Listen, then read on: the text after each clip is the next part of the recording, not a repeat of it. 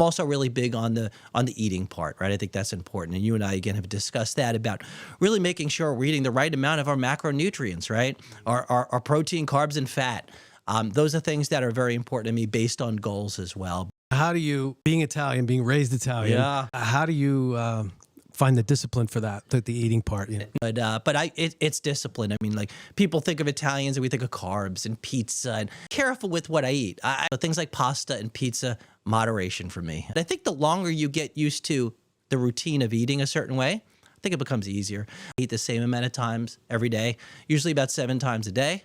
I try to vary them a little bit, but yeah, it's not an easy thing to do, but I try my best. So I ate what I wanted to eat, and it's not easy, but again, moderation. You give yourself permission to enjoy it, right? You know, they say that Italians, most people eat to live, but Italians live to eat. It's just all about food. Finding a great restaurant is a really big deal, and it used to always be about those big meals. That's what I enjoy. Experience, yeah. What about the traditional Italian sauce?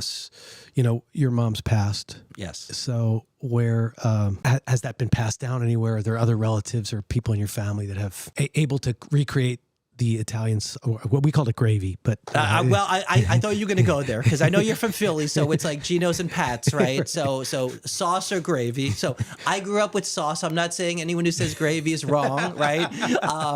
But that was just what we said in our house. So yeah, I mean, my grandmother was a great cook. I mean, growing up in Brooklyn, I would literally spend the day playing basketball. She lived right down the street from a park. And I would go, and like old school Italian Brooklyn, she would scream across from her backyard, calling me when it was time for dinner.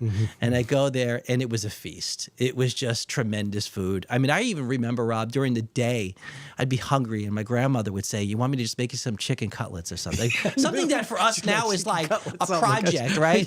She'd just make them. Oh and my that God. was that's like making a sandwich. Like, exactly. A sandwich, that's such a big chicken cutlets are a really big deal. They are, but of course she fried them. We didn't think of things like what are we frying and not frying back then. We just ate it that way. And you know, she made big pasta dishes, and I mean, those are all great memories. And same with my mom, same thing. So she's passed that on. So we know the recipes. We're able to do that. We cook a little bit at home.